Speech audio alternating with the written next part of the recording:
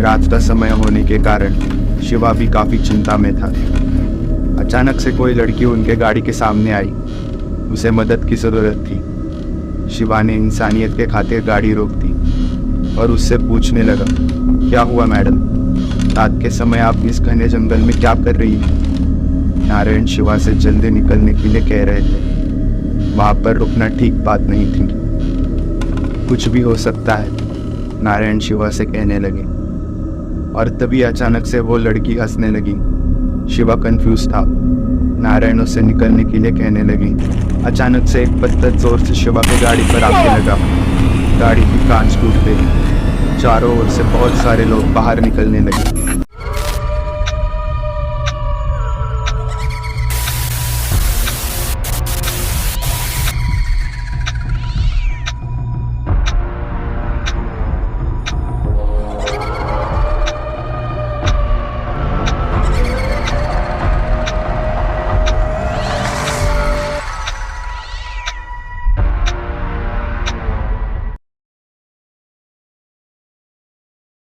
शिवा के घर नारायण बहुत बुरी हालत में आए थे।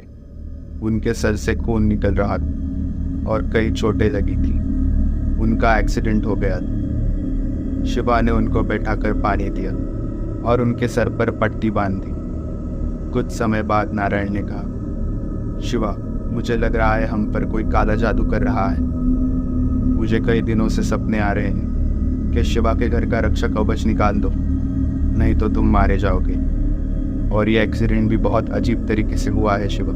मैं मेरा काम खत्म करके घर वापस जा रहा था। वह रास्ता बड़ा ही सुनसान था। मेरे अलावा वहाँ पर कोई भी नहीं था। तभी अचानक से मेरे सामने एक गाड़ी आ गई और किसी ने मुझे जोर से धक्का दे दिया और ये चोट लग गई। जब मैंने वहाँ देखा, वहाँ पर मेरे अलावा और कोई भी नहीं था। मुझे सिर्फ वहाँ पर एक टोटका मिला, काला जादू करते वक्त जिसका उपयोग किया जाता है। हमारे साथ ये जो कुछ भी हो रहा है उसके पीछे सिर्फ पिशाच का हाथ नहीं है शिवा।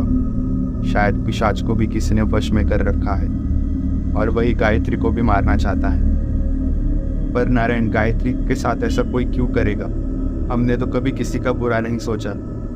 पिशाच को भी रंगा ने प्रसन्न किया था और कोई उसे कैसे वश में कर सकता है? मुझे कुछ समझ में नहीं आ रहा है। शैतानी हवन में प्रसन्न हुए पिशाच को साधक या उसका वंशज ही वश में कर सकता है। हमें ये गायत्री के गांव जाकर ही पता चलेगा, नारायण कहने लगे। तभी गायत्री के मामी ने कहा, मुझे ये सब सही नहीं लग रहा शिवा। गायत्री की हालत देखो, उसे अभी तुम्हारी जरूरत है। तुम कहीं भी मत जाओ। मामी, गायत्री का ख्याल तो आप ही रख सकती है, पर अगर मैं गाँव नहीं गया तो गायत्री और हमारे बच्चे के साथ जो कुछ भी होगा वो मैं सह नहीं पाऊंगा। गायत्री के मामी के पास और कोई भी रास्ता नहीं था। गायत्री का ख्याल रखने का वचन मामी ने शिवा को दिया और अगले ही दिन शिवा और नारायण गांव जाने के लिए निकल गए। शिवा ने नारायण से कहा, नारायण, अब बस हुआ पिशाच का खेल। अब सब कुछ ठीक करने पर ही मैं इस घर में पैर रखूंगा। शिवा का साहस और दृढ़ निश्चय देख के नारायण भी चौंक गए। उन्हें यह विश्वास हो रहा था कि शिवा इस भयानक परिस्थिति का शायद सामना कर सकता है। खेड़ गांव जाने का रास्ता कई घने जंगलों से होकर गुजरता था। रात में तो वो रास्ता बंद कर दिया जाता था। काफी लुटेरे और वन्य प्राणी वहां पर खून खराबा करते थे। शिवा और नारायण के पास उस रास्ते से जाने के अलावा और कोई भी चारा नहीं था। रात के समय वो उस सुनसान जंगल के रास्ते से अपनी कार में जा रहे थे। रास्ता बड़ा ही उबड़ खाबड़ था। जंगल की काली भयानक रात, प्राणियों के खौफनाक आवाज और सिर्फ गाड़ी के हेडलाइट। इतनी ही रोशनी उस जगह पर थी। आगे और पीछे काफी दूर दूर तक कोई भी गाड़ी नहीं। उस जंगल में खेड़ गांव के आदिवासी कबीला रहता था कई सालों से। उनको खिसिया कहा जाता था, जिसका अर्थ लोगों को मारने वाला होता है। वहाँ के लोग बहुत क्रूर हैं। जंगल से गुजर रही गाड़ियों पर वो घात लगाकर उन्हें लूट लेते हैं और जो भी उन्हें रोकने का प्रयास करता है वो उसे बेरहमी से मार देते हैं। ये सब नारायण शिवा को बता रहा था। रात का समय होने के कारण शिवा भी काफी चिंता में था। अचानक से कोई लड़की उनके गाड़ी के सामने आई। उसे मदद की जरूरत थी। शिवा ने इंसानियत के खातिर गाड़ी रोक दी और उससे पूछने लगा, क्या हुआ मैडम? रात के समय आप इस घने जंगल में क्या कर रही हैं? नारायण शिवा से जल्दी निकलने के लिए कह रहे थे। वहाँ पर रुकना ठीक बात नहीं थी। कुछ भी हो सकता है, नारायण शिवा से कहने लगे। और तभी अचानक से वो लड़की हंसने लगी। शिवा कंफ्यूज था। नारायण उससे निकलने के लिए कहने लगी। अचानक से एक पत्थर जोर से शिवा की गाड़ी पर आके लगा। गाड़ी की कांच टूट गई। चारों ओर से बहुत सारे लोग बाहर निकलने लगे। नारायण समझ गए ये वही खिसिया समाज के लुटेरे हैं। उन्होंने गाड़ी पर पत्थर मार मार के पूरी गाड़ी तोड़ दी। दोनों जैसे तैसे गाड़ी के बाहर निकले। तभी नारायण ने चालाकी से उनका बैग, जिसमें उनकी अभिमंत्रित सामग्री और तंत्र विद्या की किताब थी, वो ले ली और अपनी जान बचाकर दोनों भागने लगे। सभी खिसिया लुटेरे उनके पीछे उन्हें मारने के लिए दौड़े, मानो वो लूट करने नहीं, उन दोनों को जान से मारने आए थे। नारायण और शिवा जंगल की ओर भाग रहे थे। जंगल में अंदर तक भागने पर भी वह लोग उनका पीछा नहीं छोड़ रहे थे। तभी नारायण ने अपनी बैग से अभिमंत्रित वैष्णवर बूटी निकाली और जमीन पर फेंक दी। थोड़ी ही देर में उस जगह पर आग निकलने लगी और उस धुएं से उन कबीले वालों को मानो नशा सा हो रहा था। उनकी आंखें घूमने लगी और उन्हें भ्रम होने लगे और वो वहीं पर नीचे गिर गए। नारायण का ये मायाजाल काम कर गया। वो दोनों जंगल में काफी अंदर तक भाग गए। बहुत देर तक भागने के बाद दोनों थक गए और एक जगह पर ठहरे। अभी कोई भी उनके पीछे नहीं आ रहा था। शिवा डर गया था। शिवा नारायण से कहने लगा, ये तो बहुत खतरनाक लोग हैं। रात के 7-8 बजे भी यहाँ पर कोई सेफ नहीं है। मुझे तो बहुत डर लग रहा है। यहाँ पर ये लोग और वहाँ पर गायत्री के पीछे पिशाच का साया। कैसे हम ये सब ठीक करेंगे नारायण? शिवा की बातों से नारायण को एक बात क्लिक हुई। ईसाई कबीले के लोग लुटेरे होते हैं और वो रोके जाने पर ही जान लेते हैं। इन लोगों ने ना ही लूट के लिए कुछ मांगा, ना ही कुछ चुराया। वो सीधे ही हमें मारने के लिए आ गए। शिवा ने पूछा, कहीं इन्हें हमें मारने के लिए ही तो नहीं भेजा गया? हो सकता है, नारायण कहने लगे। शिवा, अब हमें बहुत सावधानी से सारे काम करने होंगे। मुझे शक है कोई ये सब जानबूझकर कर रहा है। हमें उसे ढूंढना होगा। हमें पिशाच, गायत्री या रंगा से जुड़ा कुछ ना कुछ जल्द से जल्द ढूंढना होगा। तभी मुझ पर हुआ काला जादू और गायत्री के ऊपर का पिशाच का साया हटेगा। सुबह हो रही थी। दोनों गांव की खोज में पैदल ही निकल पड़े। शिवा कह रहा था, नारायण, मुझे गायत्री की बहुत फिक्र हो रही है। वो 8 मंथ्स प्रेग्नेंट है। अगर फिर से पिशाच आ गया और मैं उसके पास नहीं हुआ तो क्या होगा? मुझे इस ख्याल से ही डर लग रहा है। मैं उसे खोना नहीं चाहता। नारायण बोले, चिंता मत करो शिवा। मैंने निकलते वक्त गायत्री की कलाई पर महादेव का रक्षा धागा बांधा है। महादेव उसकी रक्षा करेंगे और ये बात सिर्फ तुम जानते हो। अगर किसी ने उसे परेशान करने का प्रयास किया तो मुझे उसी वक्त पता चल जाएगा। ये विद्या मुझे स्वयं महादेव का ध्यान करते वक्त प्राप्त हुई है। चिंता मत करो, गायत्री बिल्कुल ठीक है। बहुत देर तक चलते हुए शिवा को कुछ घर दिखाई देने लगे। आगे बढ़ते बढ़ते गांव पास आ गया था। उन्हें दूर एक छोटी सी कुटिया दिखाई दी। वहां पर पानी पीने के लिए वो ठहरे। शिवा ने आवाज लगाई, घर में कोई है क्या? हम खेड़गांव जा रहे थे, क्या हमें थोड़ा पानी मिल सकता है? हम कल रात से निकले हैं। अंदर से एक बूढ़े आदमी की आवाज आई, अंदर आ जाओ। आवाज काफी नाजुक थी। दोनों कुटीर के अंदर आए। उस छोटी सी कुटीर में एक वृद्ध व्यक्ति था। उसने उन्हें पानी दिया और पूछने लगा, तुम दोनों जंगल में से क्यों गांव जा रहे हो? गांव के लिए तो रास्ता है ना।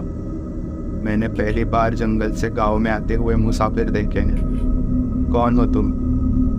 शिवा ने कहा, मेरा नाम शिवा है। मेरी पत्नी गायत्री, वो इसी गांव से है। क्या आप जानते हैं गायत्री को? वो इसी गांव के मुखिया की पोती थी, तुकाराम की बेटी। क्या आप जानते हैं उन्हें? गायत्री का नाम सुन के उनके चेहरे का रंग ही उड़ गया। उनकी आंखें नम हो गई। और वो कहने लगे, मैं इस बारे में कुछ नहीं कह सकता, चले जाओ यहाँ से।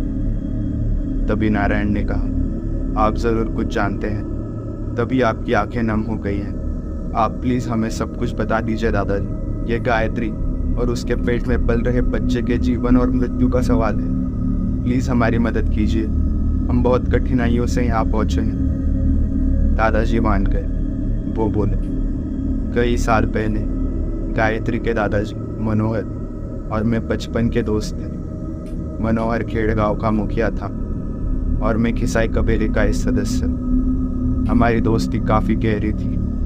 तब खेड़ गाँव और खिसाई कबीला एक साथ ही रहते थे और दोनों में प्यार था। खेड़ गाँव के लोग उच्च ब्राह्मण थे और खिसाई के लोग पिछली जाति के। फिर भी मनोहर के मुखिया होने के कारण सब मिलजुल कर रहते थे। एक बार हमारे कबीले में कोई अनजान बीमारी का फैलाव होने लगा। बहुत से लोग उस बीमारी के चलते मरने लगे। खेड़ गांव के लोगों के पास भी उस बीमारी का कोई तोड़ नहीं था। उस वक्त से खेड़ गांव के लोग हमारे कबीले के लोगों से दूर रहने लगे। ये हमें बिल्कुल भी पसंद नहीं आया। आए दिन लोग मर रहे थे। तभी हमारे समाज का एक महत्वपूर्ण व्यक्ति रंगा सामने आया। वो तंत्र विद्या का बहुत बड़ा ज्ञाता था। उसने कुछ हवन करके हमारी बीमारी को ठीक किया था और उसी को मनोहर ने मृत्युदंड देकर मार डाला। इसी वजह से खेड़ गांव और खिसाई समाज के बीच एक भयानक जंग छिड़ गई। दोनों तरफ से मृत्यु और खून की होली खेली जाने लगी और मनोहर ने खिसाई समाज को बहिष्कृत कर दिया और हम लुटेरे बन गए। सच बात तो यह है, रंगा ने शैतान को प्रसन्न किया था। शैतानी हवन से संजीवनी विद्या प्राप्त करना चाहता था। पिशाच ने रंगा का कहना मानकर सब गांव वालों को ठीक भी किया, लेकिन पिशाच को इस काम के बदले बच्ची की बलि चाहिए थी। नहीं तो वो रंगा और गांव वालों को मार देता। न चाहते हुए भी रंगा को अपने पोती की बलि चढ़ानी पड़ रही थी। उसने किसी और के परिवार से मदद नहीं मांगी। वो खुद की पोती को कुर्बान कर रहा था, लेकिन रंगा का बेटा मनोहर के पास चला गया। रंगा का तरीका भले ही गलत था, लेकिन उसने 1000 लोगों की जान बचाई और उससे मृत्युदंड मिल गया। अपने समाज के लोगों को बचाने के लिए मरते वक्त उसने पिशाच को मनोहर के खानदान के पीछे छोड़ा और इसी वजह से मनोहर के बेटी की मृत्यु हो गई और गायत्री भी अब शायद ज़्यादा दूर नहीं। अगर रंगा मनोहर के खानदान को शाप न देता तो आज ये खिसाई समाज जिंदा ना होता। रंगा तो अब नहीं रहा, लेकिन अब विक्रम सबका ख्याल रखता है। दूर पुणे में रहकर और वहाँ पर काम करके भी हमें किसी बात की कमी नहीं होने देता। नारायण और शिवा ने पूछा, विक्रम कौन है ये विक्रम? दादाजी कहने लगे, रंगा का पोता विक्रम। रंगा का बेटा और पोती तो विदेश जाकर बस गए, लेकिन ये पोता बिल्कुल अपने दादाजी पर गया है। अपने कबीले के लिए कुछ भी कर सकता है। मैं ना तो मनोहर के खिलाफ जा सकता हूँ, ना ही रंगा और विक्रम के। दोनों ही अपनी अपनी जगह पर ठीक हैं। रंगा का तरीका गलत था, पर उसका उद्देश्य नेक था। उसकी वजह से बेचारे मनोहर और गायत्री की जिंदगी खतरे में आ गई। इसी वजह से मैं किसी का पक्ष नहीं लेता। मैं ना ही खेड़ गाँव में रहता हूँ, ना ही खिसाई कबीले में। तुम अभी खेड़ गाँव के सीमा पर हो। नारायण और शिवा के काफी प्रश्न के उत्तर उन्हें मिल चुके थे। शिवा ने पूछा, आपने कहा विक्रम पुणे में रहता है, क्या आप उसका एड्रेस हमें दे सकते हैं? दादाजी ने उन्हें विक्रम का एड्रेस दिया और कहा, विक्रम पुणे में रहता तो है, लेकिन कुछ दिनों में वो यहाँ आते जाते रहता है। यहाँ से 2 गली दूर ही उसकी कुटिया है। तुम वहाँ पर देख सकते हो, शायद वो वहीं पर हो। नारायण ने कहा, चलो शिवा, हमें विक्रम को ढूंढना होगा। लेकिन वो पहले गायत्री के मामा के घर गए, लेकिन घर में कोई नहीं था। फिर दोनों विक्रम की कुटिया की तरफ जाने के लिए निकले। कुटिया बाहर से बंद थी। शिवा ने कहा, चलिए नारायण, यहाँ पर कोई भी नहीं है, कहीं और देखते हैं। नारायण बोले, नहीं शिवा, मुझे अंदर से कुछ अजीब महसूस हो रहा है। कुटिया में कुछ तो है, मैं कोई काली शक्ति महसूस कर पा रहा हूँ। शिवा ने कुटिया का दरवाज़ा तोड़ दिया। अंदर जाते ही दोनों की नज़र वहाँ पर रखे एक अलमारी पर गई। शिवा ने अलमारी खोली। शिवा चिल्लाया। नारायण वहाँ आए। वहाँ पर काले जादू की सामग्री रखी हुई थी। गायत्री का फोटो, शिवा का फोटो, नारायण का फोटो वहाँ पर था। वहीं पर उन दोनों को एक तारीख लिखी हुई दिखी, 17 सितंबर, यानी कि सर्वपितृ अमावस्या का दिन, जो आज ही था। आज रात के अमावस्या के बाद सब कुछ खत्म हो जाएगा। नारायण को वहाँ पर वही टोटका मिला जिससे उन पर काला जादू हो रहा था। दोनों को विश्वास नहीं हो रहा था। नारायण ने जल्दी जल्दी सभी सामग्री को अभिमंत्रित करके शुद्धि की, अपने ऊपर का काला जादू हटा दिया और सामग्री को आग लगा दी। शिवा बोला, विक्रम ही है जो ये सब कर रहा था। अपने लोगों को बचाने के लिए वो हमारी बलि चढ़ा रहा था। नारायण वो यहाँ नहीं है, इसका मतलब वो अभी पुणे में ही होगा। गायत्री भी वहाँ पर ही है। हमें जल्द से जल्द पुणे जाना होगा। यहाँ गायत्री पुणे में अपने घर पर थी। 16 तारीख की रात को सोते हुए उसे किसी ने बेहोश कर दिया। एक सुनसान से घर में लेके वो उसे आया। दूसरी सुबह गायत्री उसे लेबर पेन्स हो रहे थे। शिवा और नारायण जैसे तैसे लिफ्ट लेकर बस से पुणे की तरफ आने के लिए निकले। रात होने के पहले पहले उन्हें गायत्री के पास पहुंचना जरूरी था। नारायण को गायत्री के ऊपर खतरा महसूस हो रहा था। गायत्री के हाथ पैर बांध दिए गए और उसके सामने विक्रम आ गया। उसने हवन शुरू किया। गायत्री को कुछ समझ नहीं आ रहा था। गायत्री चिल्ला रही थी, मुझे जाने दो, कौन हो तुम, मुझे क्यों यहाँ लाए हो? लेकिन विक्रम सब छोड़ के सिर्फ हवन पर ध्यान दे रहा था। हवन करके पिशाच को बुलाकर वो गायत्री और उसके बच्चे की बलि देना चाहता था, ताकि उसे पूरी संजीवनी विद्या प्राप्त हो सके और पिशाच की नज़र से वो खुद और उसके गांव वाले बच सके। उसकी तपस्या गहरी होने लगी। गायत्री को चक्कर आने लगे। वो दर्द में थी। उसे विचित्र आभास होने लगे। जैसे जैसे विक्रम एक एक मंत्र बोल रहा था, मानो एक एक कदम पिशाच गायत्री की ओर ले रहा था। फिर एक बार गायत्री को पिशाच दिखाई देने लगा। विक्रम खुश हुआ। लगभग रात का दूसरा प्रहर शुरू हो रहा था। अमावस्या की तिथि सिर्फ आधा प्रहर दूर थी। धीरे धीरे पिशाच गायत्री की ओर बढ़ रहा था। गायत्री दर्द में चिल्ला रही थी। उसकी डिलीवरी भी शायद प्रीमेच्योर ही होने वाली थी।